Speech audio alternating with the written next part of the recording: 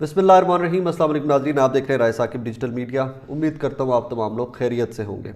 अगर अभी तक आपने हमारे डिजिटल मीडिया प्लेटफॉर्म्स सब्सक्राइब नहीं किए तो प्लीज़ सब्सक्राइब कर दीजिएगा और कमेंट करके कोई राय हो तो हमें ज़रूर बताइएगा। नाज़रीन, आज सुबह जब पाकिस्तानी उठे तो एक नई खबर, एक नई बगावत, एक नई FIR, एक नई ब्रेकिंग न्यूज़ के साथ साथ उठे। एक और साहब हैं, रिटायर्ड जनरल हैं, तो उनके ऊपर भी बगावत का मुकदमा ठोक दिया गया है। मैं थोड़ी सी तफसील बता दूं। Major general Amjad, major retired Amjad Shoaib साहब, आप सब जानते हैं, टेलीविज़न पे देखते रहे, एक लंबा अरसा हो गया उनको टेलीविज़न पे आते हुए। तो मेजर जनरल साहब, जनरल रिटायर्ड अमजद शुएब साहब को आज गिरफ्तार कर लिया गया उनके रिहाइश गाह से। पहले तो FIR नहीं दी गई, बाद में पता चला कि जी कहानी है क्या, तो पता चला जनरल साहब तो बागी निकले।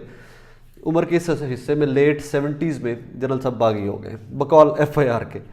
FIR जो है, पहले मैं इसकी तफसील बता दूं और फिर मैं आपको डिटेल में बताता हूं कि हुआ क्या है, कहानी है क्या और वजह क्या है कि जनरल साहब बागी हो गए FIR के बकौल। ये जी कोई अवैस खान साहब है, मजिस्ट्रेट के बतौर ये काम कर रहे हैं इस्लामाबाद में। वो कहते हैं कि जी 25 फरवरी को मैंने रात 10:05 पर बोल TV देख रहा था, तो उसके ऊपर एक शो लगा हुआ था इमरान खान के साथ बोल, जिसमें मुख्तलिफ शख्सियात मेहमान थी। उनमें से एक मेहमान जनरल रिटायर्ड अमजद शुएब साहब थे।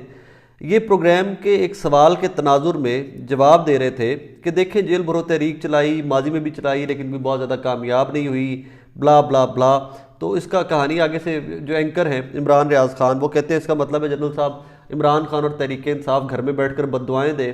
तो इसको भी आगे जनरल साहब कहते हैं कि नहीं जी, इसका तरीकाकार ये है कि सरकारी मुलाजमों को कहीं आप काम पे ना जाएं, मिसाल के तौर के ऊपर। एंड इसके ऊपर बगावत की है उन्होंने, जनरल रिटायर्ड अमजद शुएब साहब ने। अब मैंने वो क्लिप बार बार सुना, इसके बाद मैंने वो क्लिप बार बार सुना जिसकी वजह से FIR दी गई है। अच्छा, अब मैं उसको डिटेल में ब्रेक डाउन करते हैं उस क्लिप का। जनरल साहब तनकीद कर रहे हैं तहरीक इंसाफ की स्ट्रेटजी के ऊपर। फरूख हबीब साथ गेस्ट बैठे हुए, साथ एक मारे कानून है, मेजर जनरल अमजद शुएब बैठे हुए उसके अंदर। ये तहरीक इंसाफ के ऊपर तनकीद कर रहे हैं कि तहरीक इंसाफ की स्ट्रेटजी अच्छी नहीं है। ये लोग सफ़र कर रहे हैं और जो लोग ऊपर हुकूमत में बैठे होते हैं उनको तो फ़र्क नहीं पड़ता कि आप जेल भरो तहरीक में जाते हो, वो आपके बंदों को गाड़ी में बिठाते हैं, 200 किलोमीटर दूर ले जाकर सड़क पर उतार देते हैं, उल्टा आपके बंदे तंग होते हैं। आगे जनरल साहब कहते हैं, तनकीद तहरीक इंसाफ के ऊपर करते हुए, उनकी स्ट्रेटजी के ऊपर करते हुए, वो कहते हैं मुझे बताएं आज तक लॉन्ग मार्च से कितनी हुकूमतें बदली हैं। इमरान खान लॉन्ग मार्च पर लॉन्ग मार्च कर रहे हैं। इसके आगे इस रिस्पॉन्स के बाद इमरान रियाज खान साहब कहते हैं, तो जनरल साहब इसका मतलब ये है कि इमरान खान और तहरीक इंसाफ घर में बैठकर हुकूमत को सिर्फ बद्दुआएं दें। तो जनरल साहब एक्सप्लेन करते हैं मिसाल देकर कि नहीं भाई, ये मतलब नहीं है मेरा कि ये कुछ ना करें। वो कहते हैं एक मिसाल के तौर के ऊपर मैं आपको बताता हूँ। मिसाल रख लेते हैं कि अगर तहरीक इंसाफ कह रहती है कि जी, या इमरान खान कह रहते हैं कि जी सरकारी मुलाजमीन जो हैं लाहौर के, वो इस्लामाबाद के जो सरकारी मुलाजमीन हैं वो कल जी काम पे ना जाएं, हड़ताल कर दें। तो यहाँ से हुकूमत को आइडिया होगा कि यार हम हुकूमत ऊपर बैठ के कर रहे हैं, लेकिन अवाम कितनी तंग है, अवाम तो हमारे साथ नहीं है, अवाम तो अपोजिशन के साथ है। इस एक मिसाल को, ये जुमला उन्होंने कहा नहीं है, मतलब he did not endorse it कि ये करना चाहिए इमरान खान को।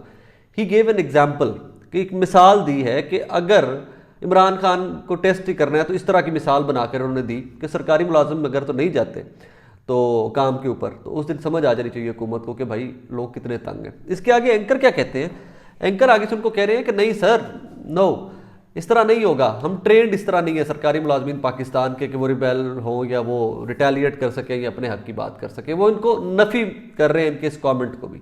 अच्छा जी, इस एक जुमले में बगावत की है अमजद शुएब साहब ने। अमजद शुएब साहब के ऊपर पहले भी रगड़ा लग चुका है। बेसिकली अमजद शुएब साहब का कसूर क्या है हम सब जानते हैं।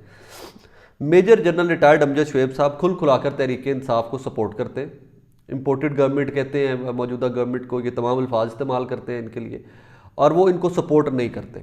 सपोर्ट हासिल करने के तरीके बहुत सारे हैं। मेरे जैसे बंदे के लिए तो बड़ा आसान है।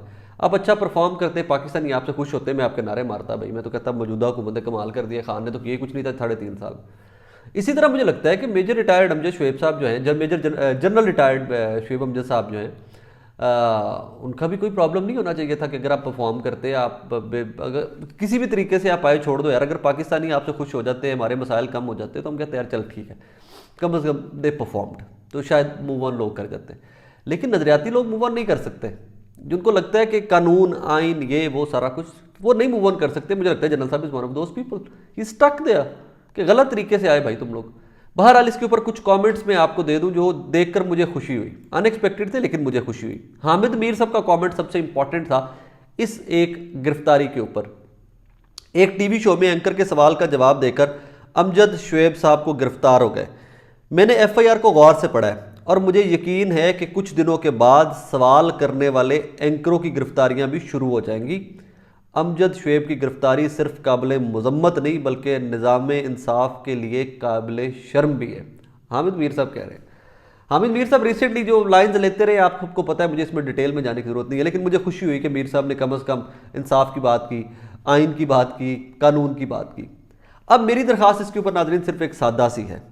1947 से पहले ये जो काला कानून है ना बगावत का, ये गोरों ने बनाया था इस खित्ते के लोगों को महकूम रखने के लिए कि जो ज़रा हमारे सामने बोलेगा, आवाज़ ऊंची करेगा, उसके ऊपर बगावत का ठोको चौक के अंदर दे दो। मैं हल्फन एक चीज़ मानता हूँ और हल्फन ये चीज़ कहने के लिए रेडी हूँ, पाकिस्तान के खिलाफ बगावत नहीं कर सकते।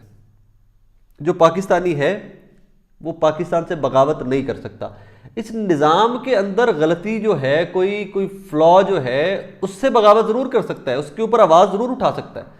मुल्क से या रियासत से बगावत नहीं कर सकता। मेरा ये ईमान है और ये ईमान मेरा हिस्सा है, मेरी ज़ात का हिस्सा है, मेरे ईमान का हिस्सा है मुल्क की मोहब्बत।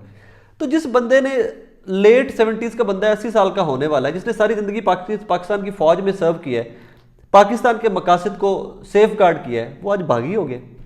ये एफआईआर देते हुए एक रिटायर्ड जर्नल के ऊपर बगावत की एफआईआर देते हुए कितना बड़ा मजाक किया गया इस मुल्क के साथ, इस रियासत के साथ, और कितना बड़ा इस आइन के मुंह के ऊपर तमाचा मारा गया कि तुम्हारे जर्नल तक बागी हैं। इमेजिन कीजिए कि आपके रिटायर्ड जर्नल जिन्होंने कमांड की है फौज की, जिन्होंने सारी जिंदगी दी है इस फौज को, वो आज बागी हो गए हैं। यार कहां पे आपका मुल्क खड़ा हुआ है, किस नेज पे पहुंच गया हुआ आपका मुल्क कि जिस मुल्क के जर्नल बागी हो जाए, अवाम का क्या हाल होगा। Don't do that, please don't do that. हमें मत ये पढ़ाइए कि कौन बागी है कौन नहीं है। इस मुल्क में कोई बागी नहीं है, इस मुल्क में सब मुहिब्बे वतन पाकिस्तानी है। एक मेहरबानी कर दीजिए सिर्फ, अमजद शुएब साहब ने जो मिसाल दी है, अगर उनको एक्सप्लेन करने का मौका दे देते आप कि यार ये जनरल साहब मिसाल गलत है, आप इसके बगावत की तरफ लेके जा रहे हैं, लोग इसका गलत मतलब लेंगे, वो एक्सप्लेन कर देते यार। आगे चलिए, एक मौका दे दीजिए इस कौम को सवाल करने का, एक मौका दे दीजिए इस कानून को ख़त्म करके।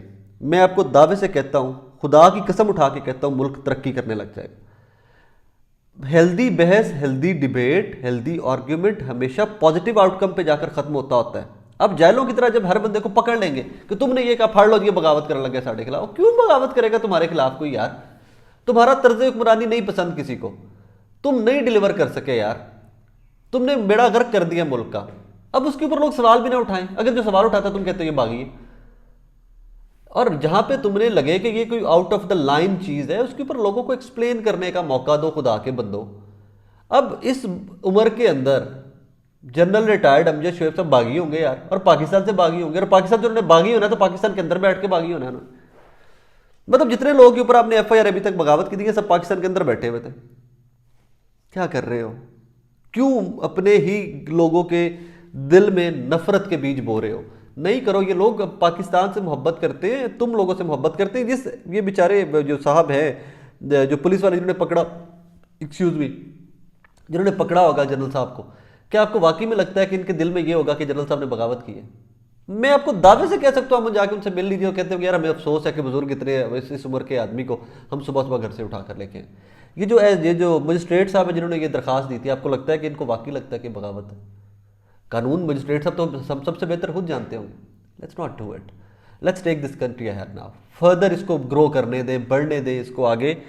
पहले बहुत प्रॉब्लम है, इंडिया देखे कहाँ का काम है। इसके ऊपर एक वीलॉग कर रहा हूँ, इसके ऊपर काम कर रहा हूँ, इंडिया कहाँ का काम पहुँच गया हुआ है और आप आज भी बगावत में अड़े हुए। सिर्फ इस नुक्ते के ऊपर मैं काम कर रहा हूँ कि आप बगावत के कानून को लेकर बैठे हुए और इंडिया कितनी तरक्की कर गया। बहरहाल अमजद शुएब साहब, my prayers are with you, my sympathies are with you and your family. कोई बात नहीं, कीमत देनी पड़ती है। अगर आपने कोई स्टांस लिया हुआ, कोई आप कहीं पे अड़ ही गए हैं उम्र के इस हिस्से में, तो फिर उसकी कीमत देनी पड़ती है, और वही कीमत आप और आप जैसे बहुत सारे लोग दे रहे हैं। आप बागी नहीं है, आप मुहिम पे वतन है, एंड हमें आप पे फ़ख्र है। हर वो बंदा जो पाकिस्तान की बात करे, कानून की बात करे, आइन की बात करे।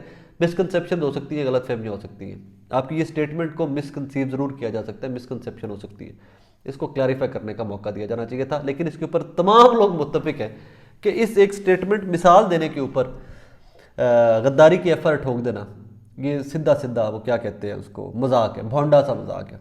इसके ऊपर लोगों को सोचना चाहिए, और जो रिस्पॉन्सिबल लोग हैं उनको तो ज़रा सोचना चाहिए। अपना बहुत सारा ख्याल रखिएगा, दुआ में याद रखिएगा। अल्लाह हाफ़िज़।